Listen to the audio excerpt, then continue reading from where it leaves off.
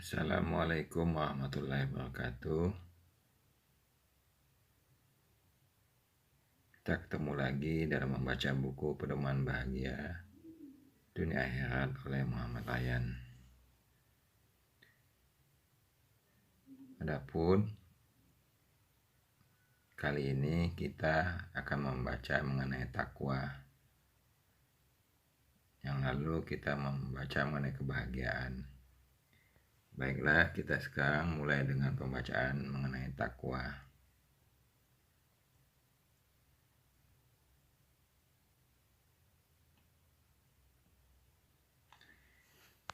Bismillahirrahmanirrahim. Takwa adalah ketika kita mencapai titik di mana semua yang kita lakukan, kita cintai, kita kerjakan, dan menjalani hidup ini semuanya karena Allah. Kita belajar, bekerja, menikah, berkeluarga, mendidik anak, beribadah, mencintai, membenci, berpolitik, berjuang, berdakwah harus semata-mata karena Allah Subhanahu wa Ta'ala. Itulah takwa. Takwa menurut Profesor Gulen dari Turki berarti menjaga secara maksimal atau upaya untuk memenuhi perintah-perintah Allah dan meninggalkan larangan-larangannya demi menghindari azabnya. Ayat berikut menjelaskan arti takwa. Pertama, Quran surat Asy-Syura yang artinya dan orang-orang yang menjauhi dosa-dosa besar dan perbuatan keji. Jadi arti takwa itu yaitu orang-orang yang menjauhi dosa-dosa besar dan perbuatan keji. Adalah salah satu aspek terpenting dari dasar-dasar ketakwaan. Dan ayat berikutnya,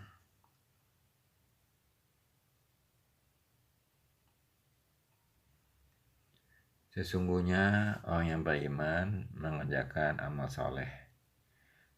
Quran surat Al-Baqarah nomor 277 merupakan aspek penting berikutnya tentang takwa.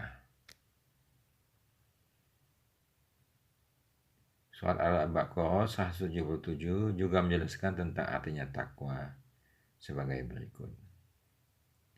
Bukanlah menghadapkan wajahmu ke arah timur dan barat itu suatu kebaikan. Kan tetapi sesungguhnya kebajikan itu ialah beriman kepada Allah, hari kemudian, malaikat-malaikat, kitab-kitab, nabi-nabi, dan memberikan harta yang dicintainya kepada kerabatnya, anak-anak yatim, orang-orang miskin, musafir yang memerlukan pertolongan, dan orang yang meminta-minta dan memandaikan hamba sahaya, menunaikan sholat dan menunaikan zakat, dan orang-orang yang sabar dalam kesempitan, penderitaan dan dalam peperangan, maka mereka itulah orang yang benar imannya, dan mereka itulah orang yang bertakwa.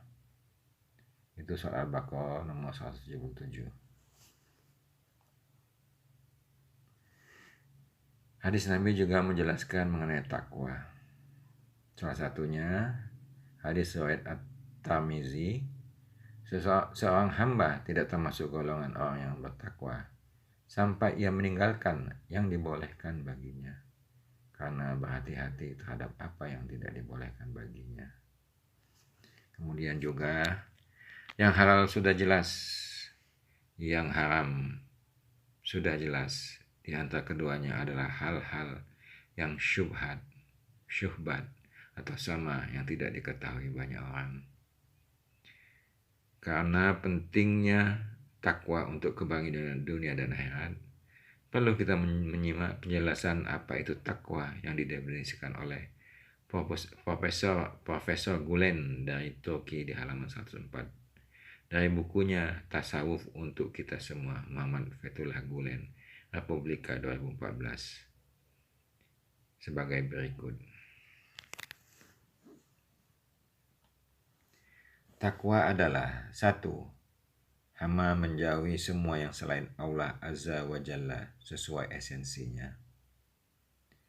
Takwa adalah 2, menunaikan hukum-hukum agama. Ketiga, berhati-hati dari segala sesuatu yang dapat menjauhkan dari Allah. Keempat, selalu awas dalam menghadapi dorongan nafsu yang dapat menyeret kepada hal-hal terlarang. Kelima, mengetahui bahwa segala sesuatu, baik materi maupun non-materi, berasal dari Allah semata tanpa pernah menganggap dirinya memiliki apapun. Keenam, takwa itu ialah berusaha untuk tidak membuat dirinya lebih afdol dari siapapun.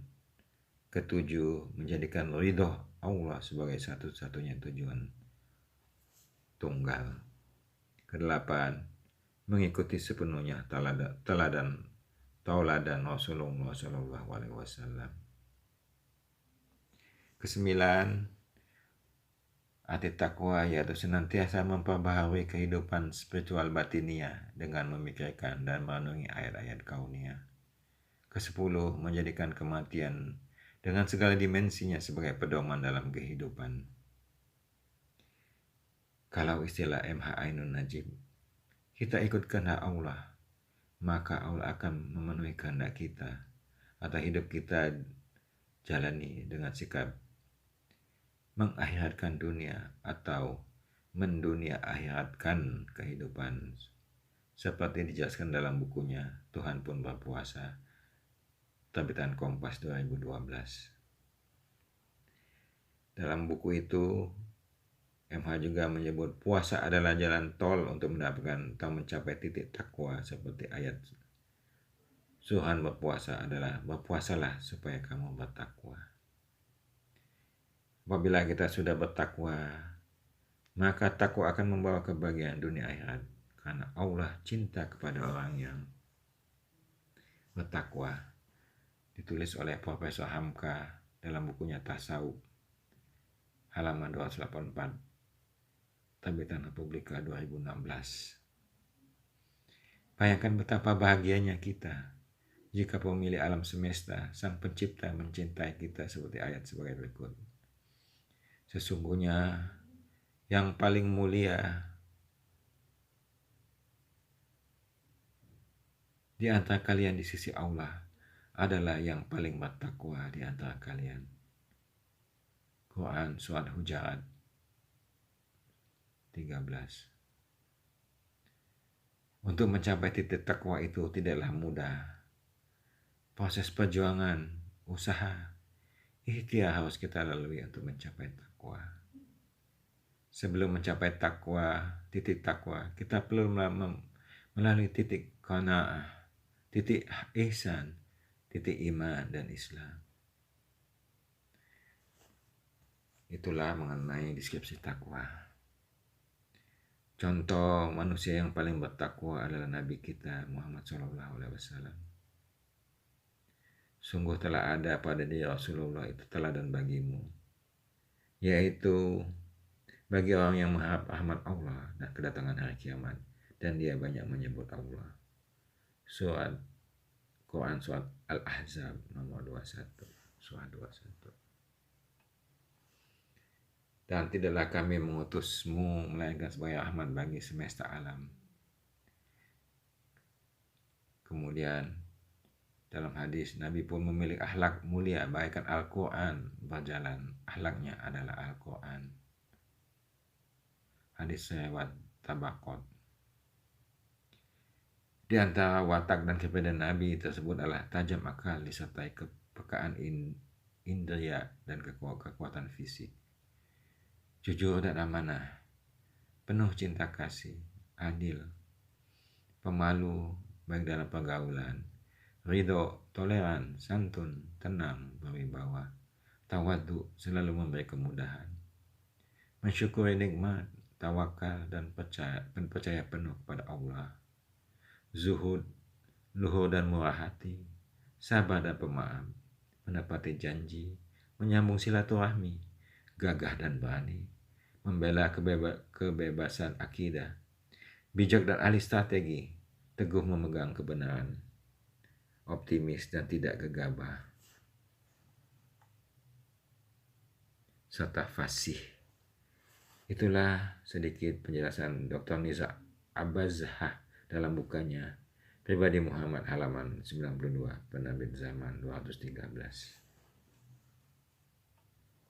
Demikian pembacaan kita hari ini mengenai takwa. Kita akan lanjutkan di episode berikutnya mengenai kana. Wabillahi taufiq wal hidayah. Assalamualaikum warahmatullahi wabarakatuh.